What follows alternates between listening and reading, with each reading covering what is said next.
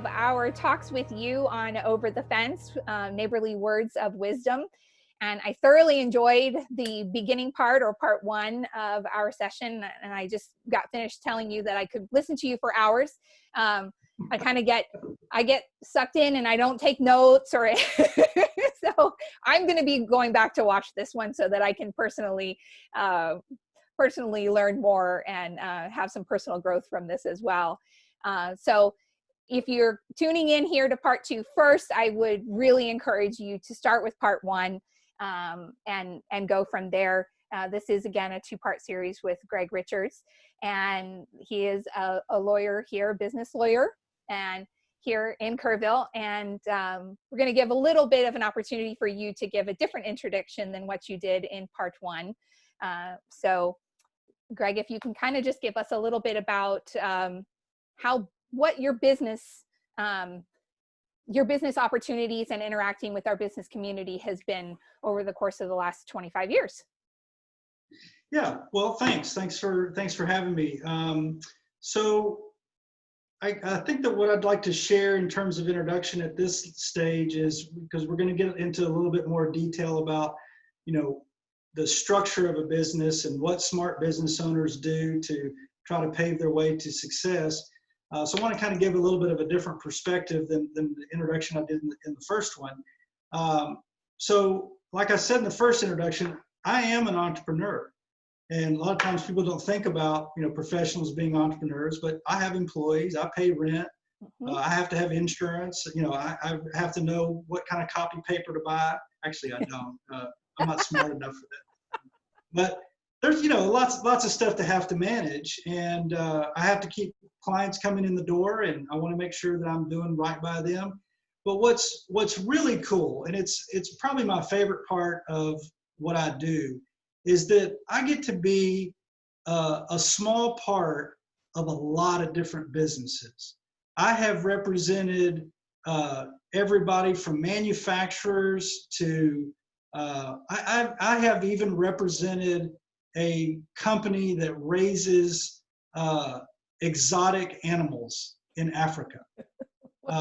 And you just never know what's going to walk in the door or where you're going to get a phone call. I've worked with business owners and have continuing clients in California and Florida, all throughout Texas. And I say all that to say this is that I get to see a lot of different business models. But what's cool is that whether you're selling hardware or services or advice or whatever, there are some commonalities among what those who do it well do to be successful. And so in this series, I hope to share some of those details of what I've learned after 25 years of not only doing it myself, but watching other really smart people do it as well. Well, thank you. And for those that are choosing to continue to watch part two prior to watching part one, let me just briefly recap. In part one, you did cover turning opportunities into realities.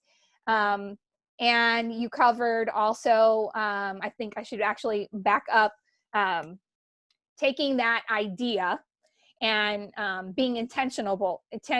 Oh, I got tongue-tied. Being intentional with that idea, and then specifically making that idea a practical application, and then looking for those opportunities and turning them into a reality. And so that's just a very very brief summary of what you talked about in part one. And again, I would highly recommend just pausing here and go back to watch part one, because it is an incredible amount of information. And so it's entertaining and educational. Absolutely. We laughed. You can laugh and still talk about, very intentional and deep conversations. You can still have a great time doing it. It was a wonderful conversation. So let's say you've got that idea, and when it comes to business, almost all ideas are born out of your perception of a problem that needs to be solved. And I don't care what you're doing. If you're, a brain surgeon or a plumber or a carpenter or whatever you are, that you've got your business, you're solving somebody's problem. And problems change, and problems never go away. They morph over time, but there's always going to be a problem out there for somebody to solve. It's just, are you going to be the one to do it? And so once you've kind of identified that problem and you're like, I'm the guy to go solve it, or I'm the girl to go solve it, I want to talk in this episode about how do you go about doing that? Well, I want to take us to a Bible verse as a start. In Luke 14:28, it says, "For which of you desiring to build a tower does not first sit down and count the cost, whether he has enough to complete it? Otherwise, when he has laid a foundation and is not able to finish it, all who see it begin to mock him, saying, 'This man began to build and was not able to finish.'"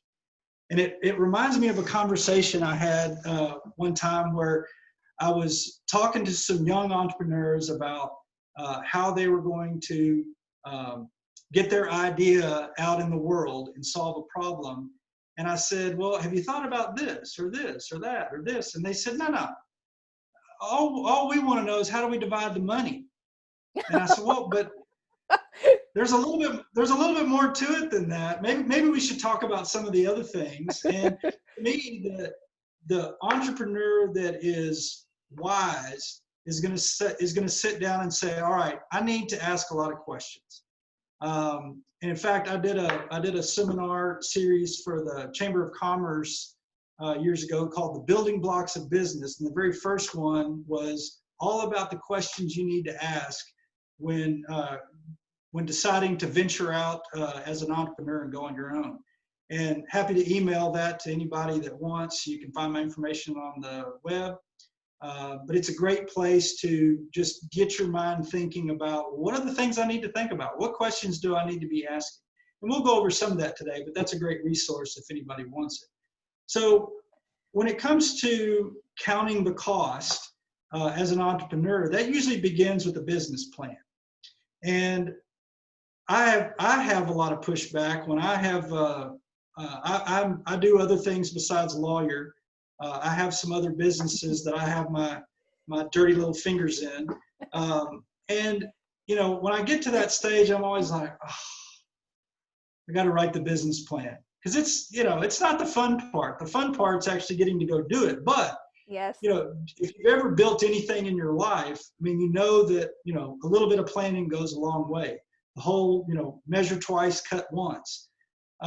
So if you sit down and do a business plan, what it tends to be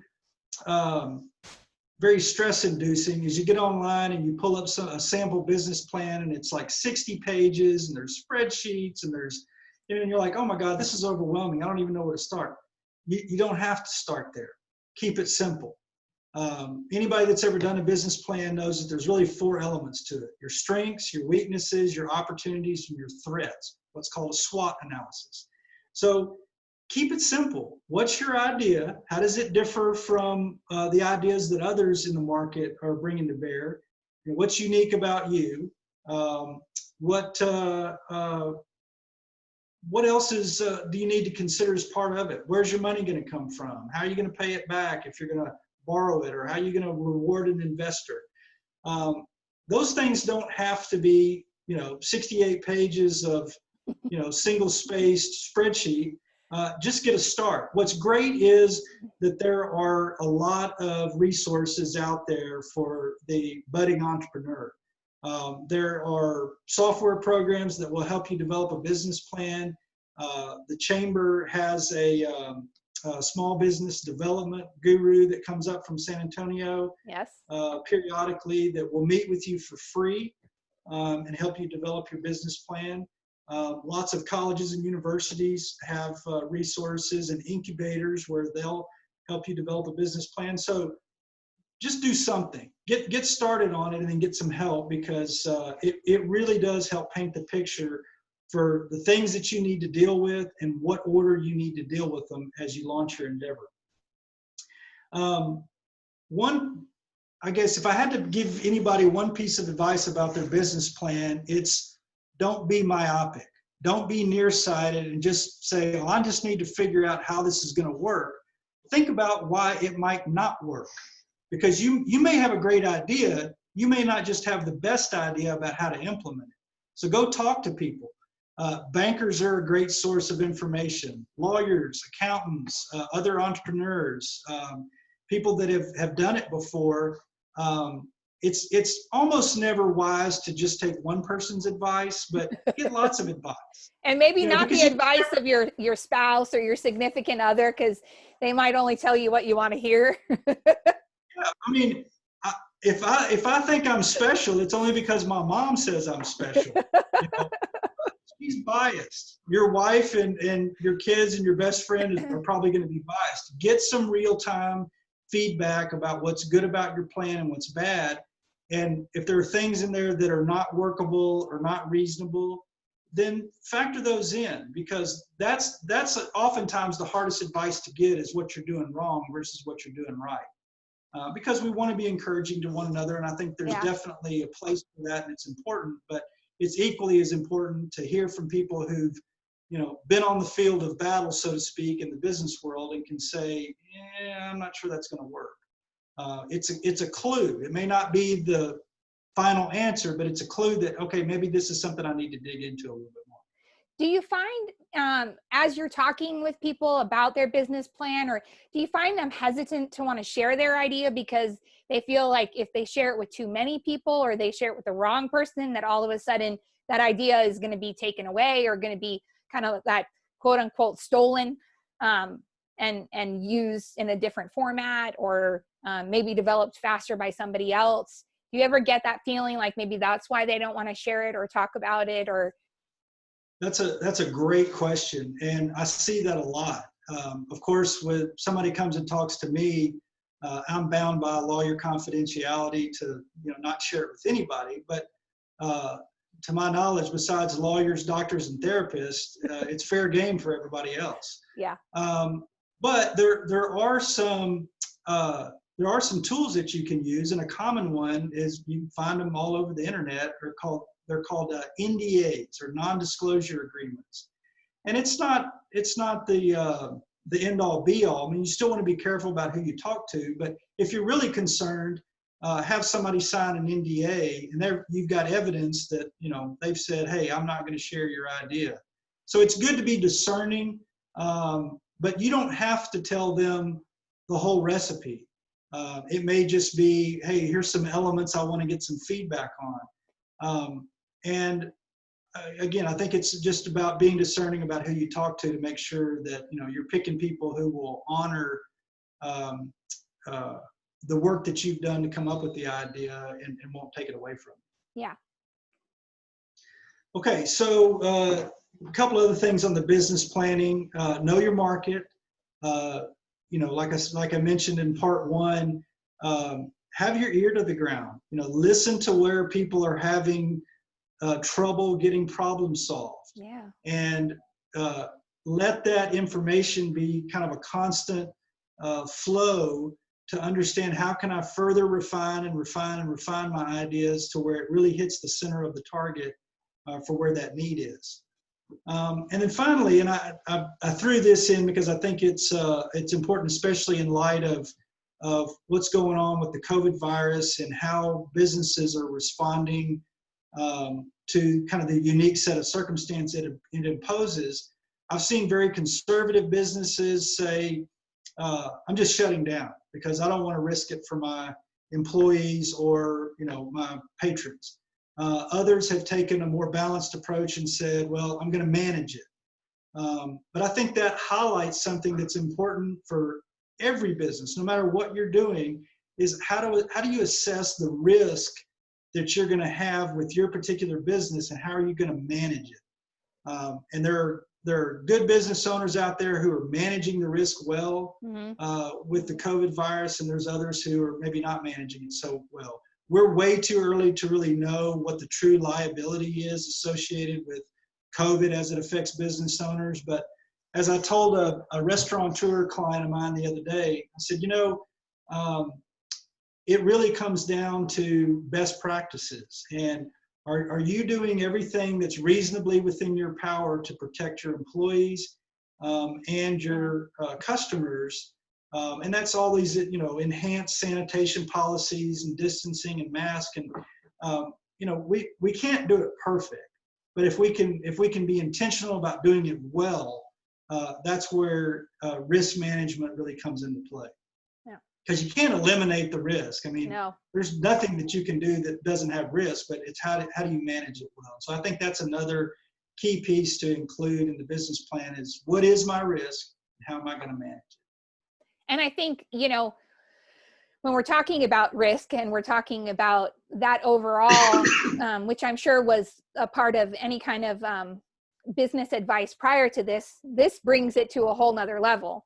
Right? Never did we think that we were going to have to be giving kind of risk management or risk assessment to pandemic practices for your business.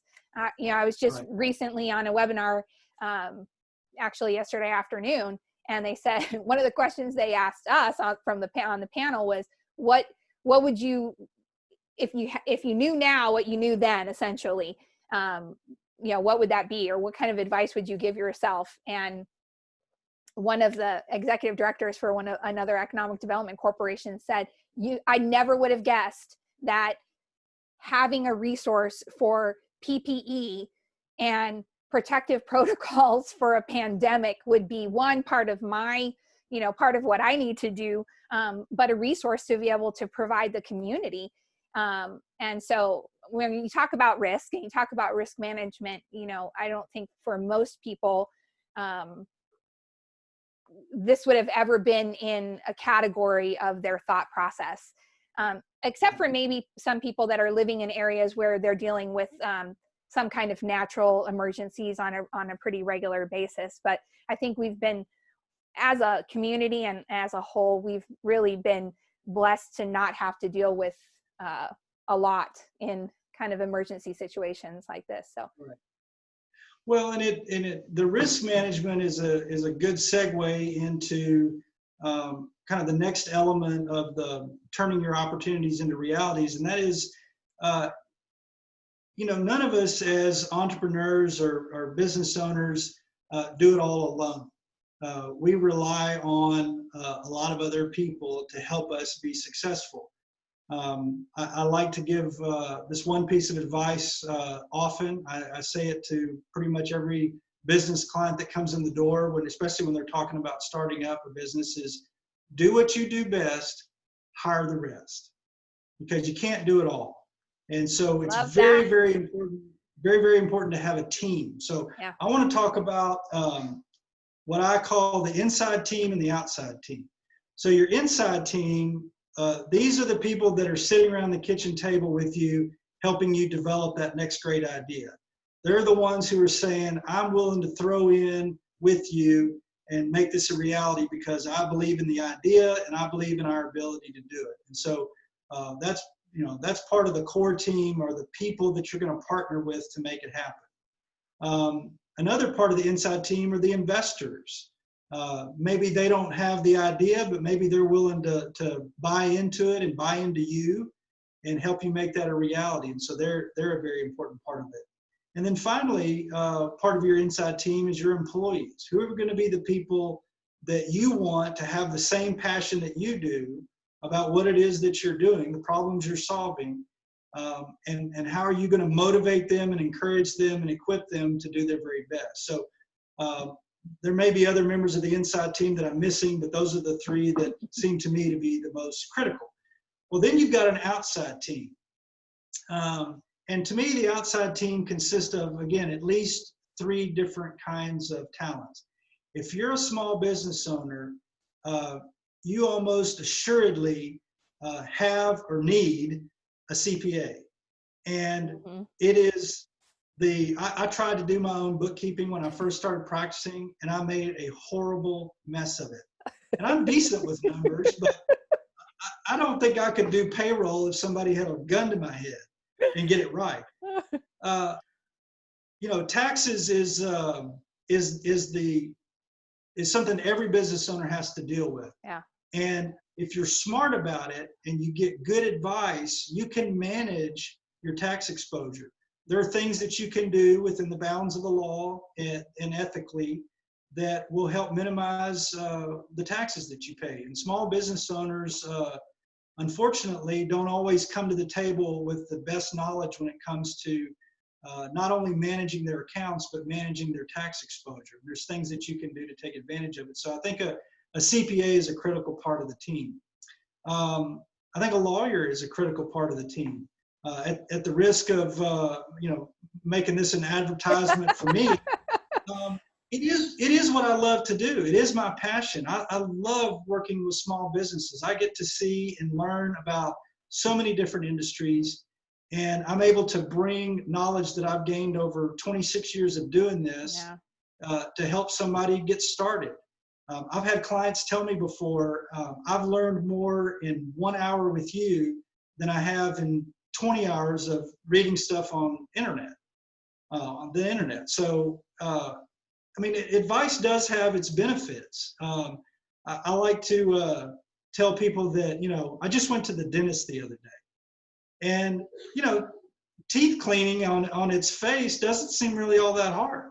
You get a little pick and you scrape around a little bit, and you get a little brush and you get a little floss, and, I kind of look around in there and tell you, everything looks good. You'd be tempted to walk away saying, well, that's not hard. Why am I paying this guy to do it? I could do it myself. Well, the reality is because they've done it 100,000 times, and they know where to look for the problem areas.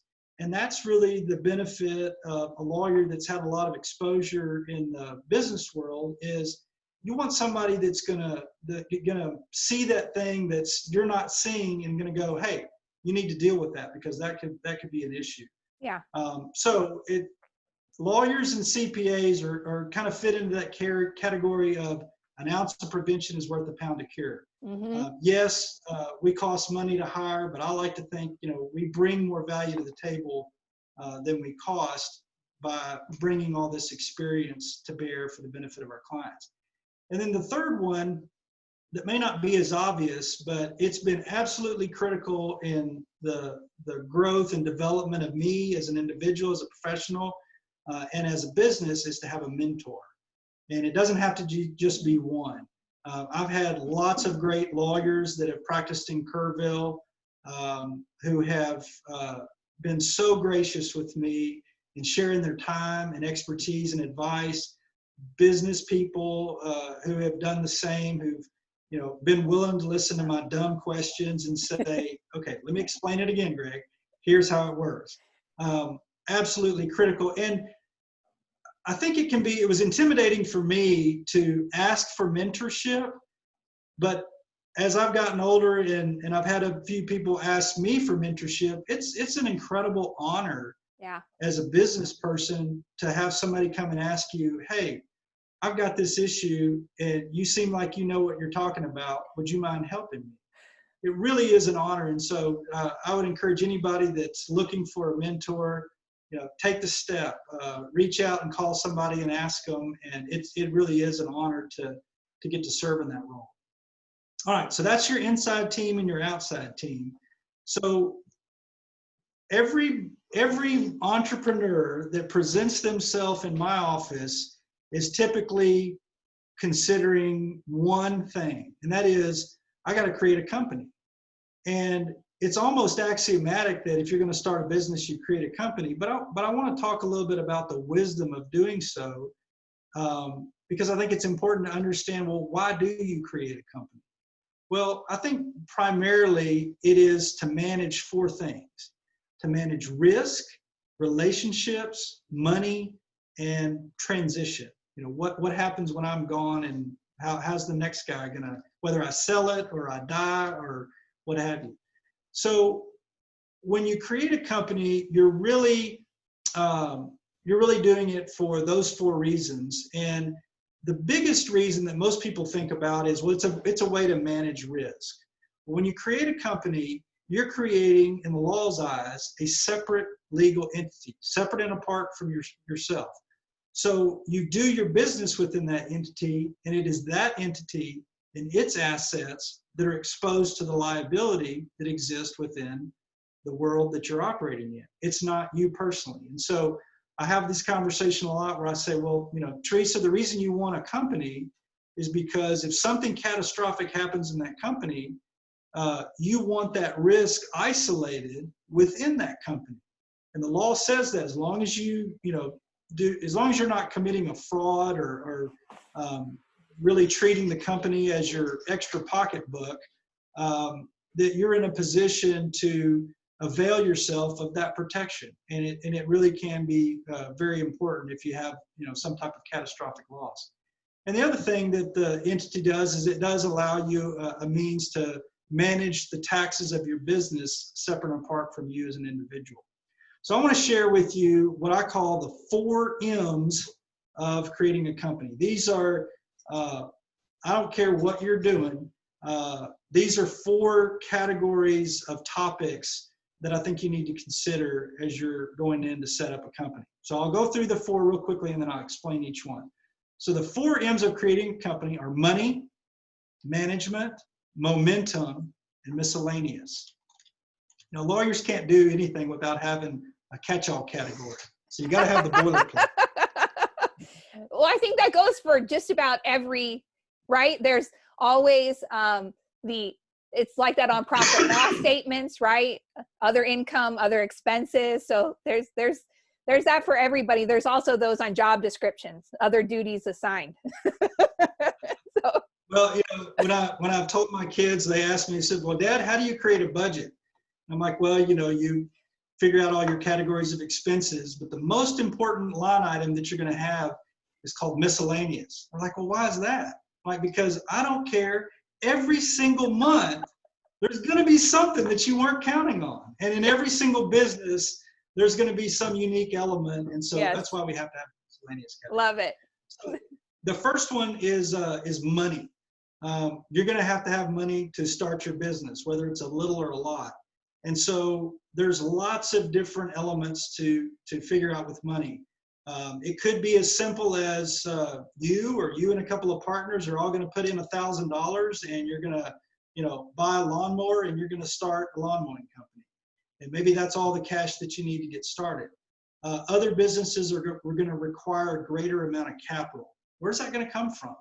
What I see a lot of is you've got maybe 2 partners, maybe 3, but what I see a lot of is one of the partners has got the idea and the energy and the capacity to go turn the idea into reality, and the other one may have a similar passion, but they don't want the day job.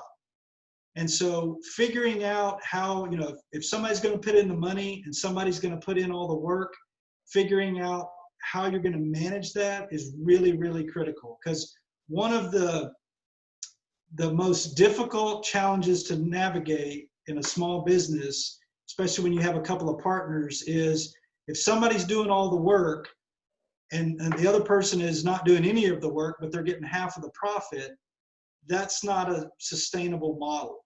Because at some point, the guy doing all the work says, well, now, hey, wait a minute. And so managing money, and I like to divide those into 2 categories. So if somebody comes to me and they says, hey, we're putting together this business, he's going to put in the money and I'm going to put in the labor. I like to have a conversation with them where I say, okay, what is a reasonable salary for the work that you're going to do day in and day out? Let's just say they say, well, that's $40,000. Okay. This guy is going to put in $100,000 of capital and you're going to commit to do the work. Let's pay you a salary for the work. And then everything that is earned over and above that salary, then you guys split that if you own the company 50-50. Does that make sense? Yes, absolutely. So that keeps everybody happy. The guy that's doing the work is getting paid for his labor, but he's also getting paid profit for having the idea and bringing it to reality. But the investor equally, he's getting a return on his investment as well. And I don't want to get too deep in the weeds on that, but they're just very important conversations to have about who's going to put in what and what are they going to expect on the back end. Crucial, very crucial conversations. Then there's a lot of times there's a bank involved. Banks loan money for people to start businesses. So how are those loans going to be repaid? and coming up with a methodology for how to do that, whether it's a bank loan or a lot of times a partner or an investor, instead of investing the money, they'll loan the money. They may do part of a loan, part of investment. So lots of conversations to have around the money issue, again, to make sure that it's clear and everybody knows going into it what their risk is and what their potential reward is, versus just winging it and saying, we'll split all the profits. It'll be great. Yeah, I don't think that, what is that? I don't want to say pipe dream, but that's all roses and rainbows, and that doesn't really work though. So Right. yeah, that money conversation is really a crucial conversation in any kind of relationship that you're forming. So yeah. Right, and even if you're doing a company by yourself, you still may be dealing with investors or banks, and so you really need to consider. And part of what that business plan process reveals is how much money am I really going to need up front? Because once you sit down and you do the homework and you say, okay, here's my startup cost, and it's going to take me 3 months before I start seeing any significant income. How am I going to weather those 3 months? Because if you only have 2 months worth of income and 3 months or 2 months worth of capital, and you're not going to really have any income until the third month, you may have a great idea and you may be a great implementer, but if you run out of cash, now you're in a position where either you're going to fail, or any investor that's going to come in is going to want far more than what you could have negotiated on the front end. Yeah. Great advice. Okay, so the second M is management. How do decisions get made? And again, if it's a one-man show, that's pretty easy. You make all the decisions. But so many companies are collaborative, and they involve 1, 2, 3, 5, 10 different people that are going to be involved, and they're going to have different responsibilities. Well, there's got to be a captain of the ship. Somebody's going to have to make the day-to-day decisions. So what I like to do is to divide those decisions into 2 categories. One is whoever the manager is going to be, whether it's a manager or a group of managers. That typically needs to be a smaller team, because making every decision with 10 people involved in today's environment is very, very difficult. So you generally have a smaller team or an individual that's going to take the day-to-day responsibility. Define what that is. What things are they going to be able to make decisions on? And then you carve out other decisions that you say, okay, well, for these other decisions, we want everybody to be able to come together and we want to have a vote on it, whether that's majority or supermajority or unanimous. You give all the investors an opportunity, or all the partners an opportunity to weigh in on that decision. And that can be things like incurring debt above a certain amount, or selling the company, or admitting new people as investors or partners in the deal. Those are more critical decisions where they could really have a significant impact on the whole. And so a lot of times the members will want to reserve to themselves the ability to say, hey, I want to participate in that decision.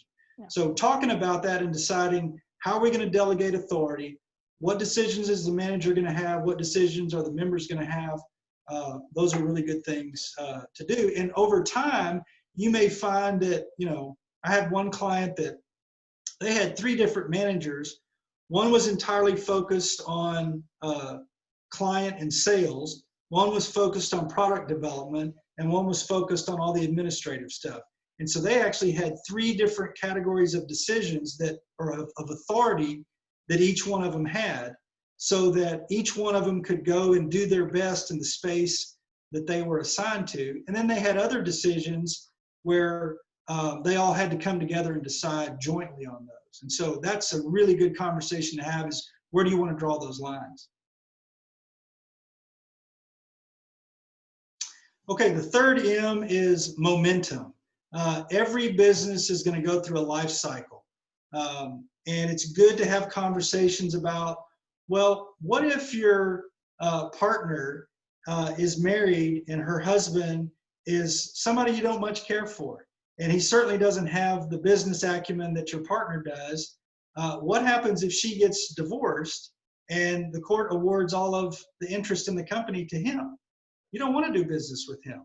So, you need to have some language in your agreement that says, well, all right, we have the right to buy that back, so that you can protect the integrity of that initial investor group that's going in to create the company. Some other things are, what happens if somebody dies? What if they go bankrupt? What if they're a key employee in the company and they quit? Do they still get to have their ownership in the company and watch it grow and develop? I mean, in some cases that makes sense, and others maybe not. What if they're an employee and they become disabled? Can't come to work anymore? What does that trigger, if anything? And then a really critical one is, what if we just can't get along anymore? I mean, so if you and I are partners and I say, you know, Teresa, we've had a good run, but I know we're right in the middle of this business venture and we really both need to be attentive, but I've decided I want to become a professional surfer. So I'm going to move to Costa Rica and buy a longboard, and I'm going to be surfing all day. Please send me my check. Here's the address. That may not sit well with you. You may say, I don't know about that. So having language in your agreement that says, all right, well, if that happens, we've got a process that we can follow so that I'm fairly compensated for my interest in the company, and you have the ability to lead the company in the direction you want going forward because you're going to be at the helm.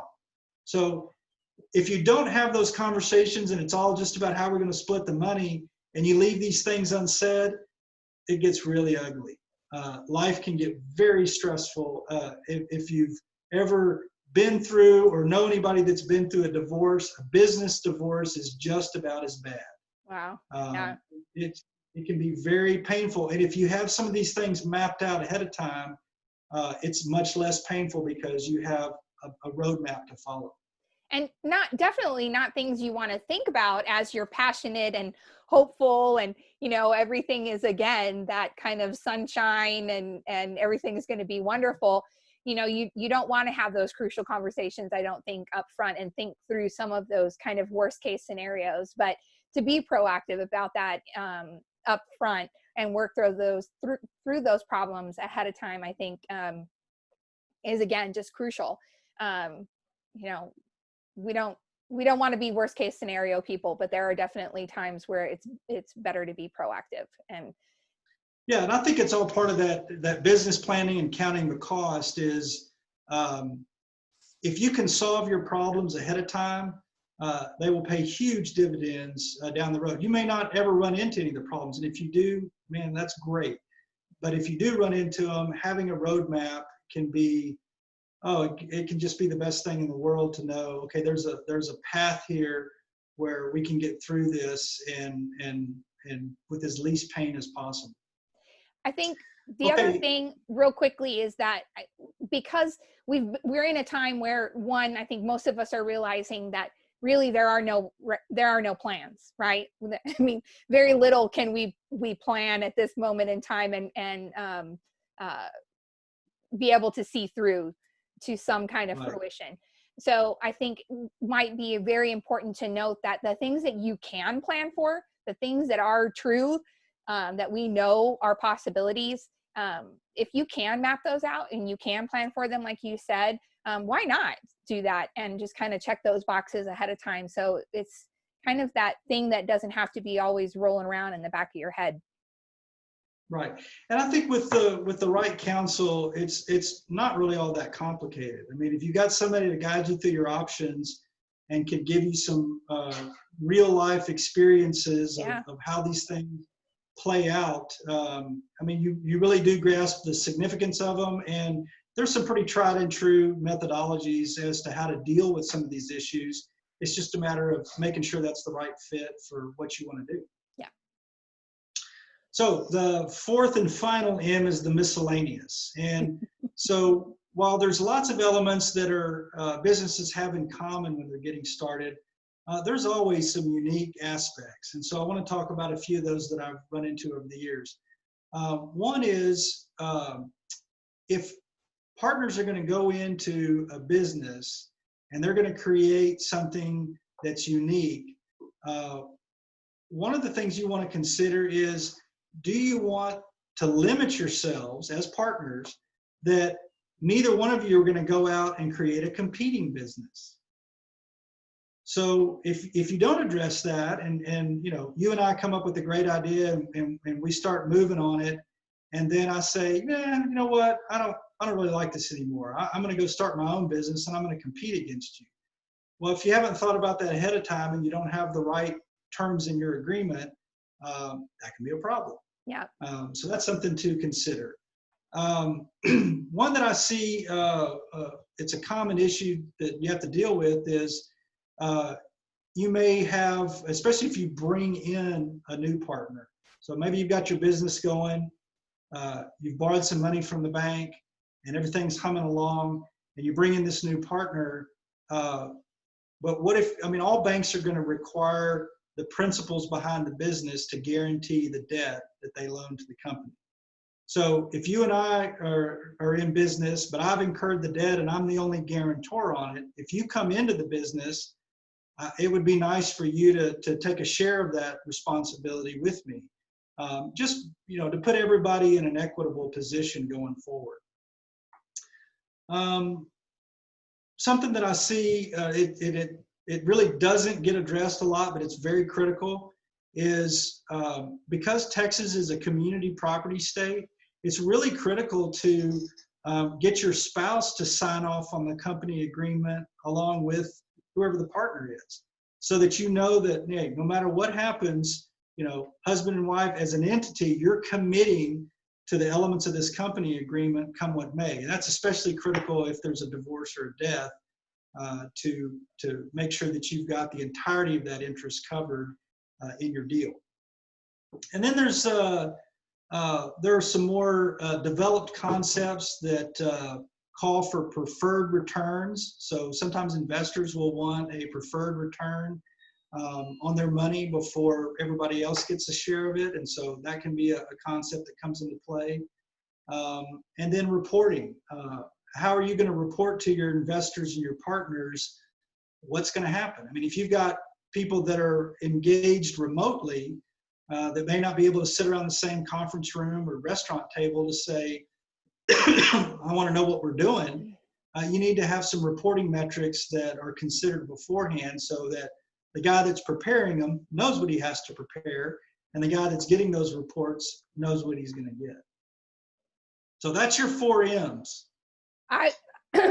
I've been so anticipating those 4 M's since March, well, prior to March, because those were really the fundamentals for your keynote speech that we had all set for the Office of the Governor Small Business Series. And again, Greg, now I understand that small business owners, when they come into your office and they say, I've learned more from you in 1 hour than I've learned from so many different people, or from classes, or just such a tremendous wealth of information and knowledge. And again, obviously it comes from all of your experience, from the people that have sat across from you, and again, I'm sure from all of your mentorship opportunities that you've had here. And I just want to thank you.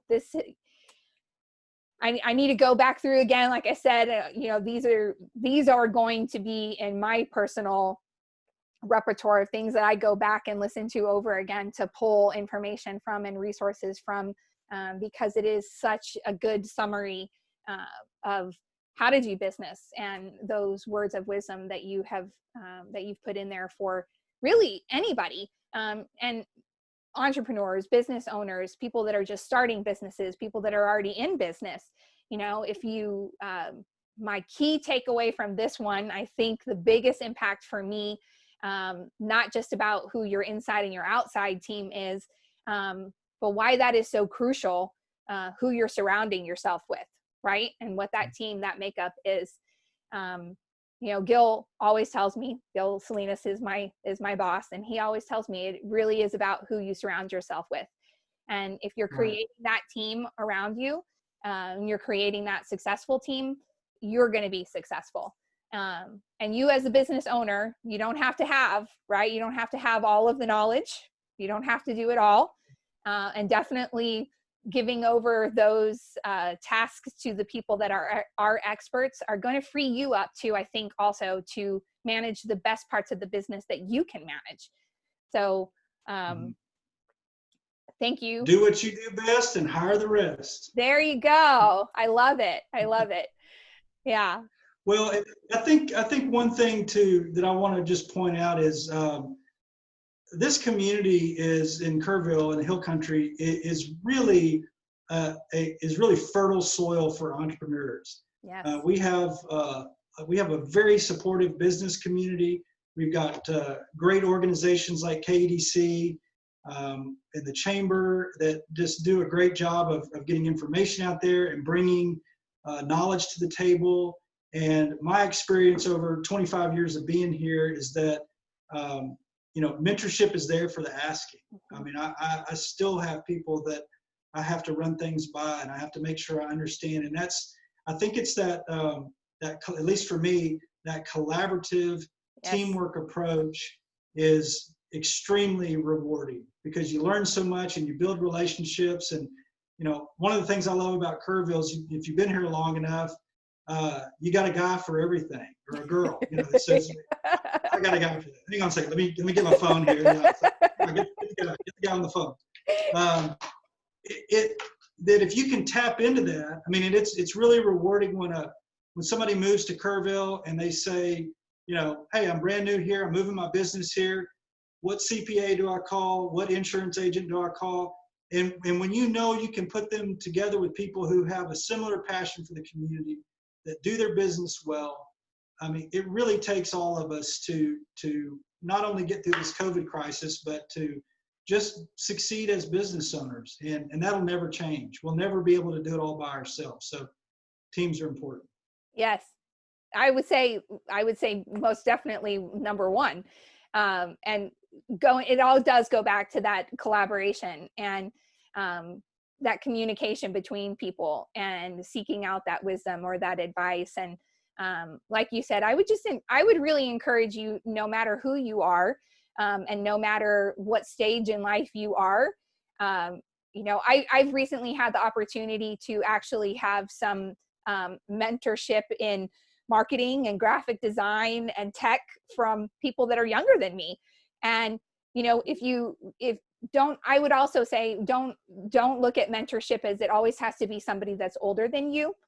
I would highly recommend looking at resources and mentorship for people that are just have a skill set that you really want to upskill in or reskill in, and take those opportunities to pick those people's brains and work collaboratively with them. So, well, thanks. This has been fun. It has been great. Let's find something else to talk about. Well, I don't think that will be a problem. I think we have plenty of other topics. I've sent you a couple of other ideas that I would love to just kind of engage with you on. So, I think we could probably do a whole series of podcasts, and it would be phenomenal. So again, I just want to thank you for your time. I know during the midst of all of this, time is precious. And so I always appreciate it when people set the time aside to give their words of wisdom and talk to us and share that with the community. So thanks a lot, Greg. We really appreciate you. You're very welcome. Glad to be here. All right. Have a wonderful day. Thanks.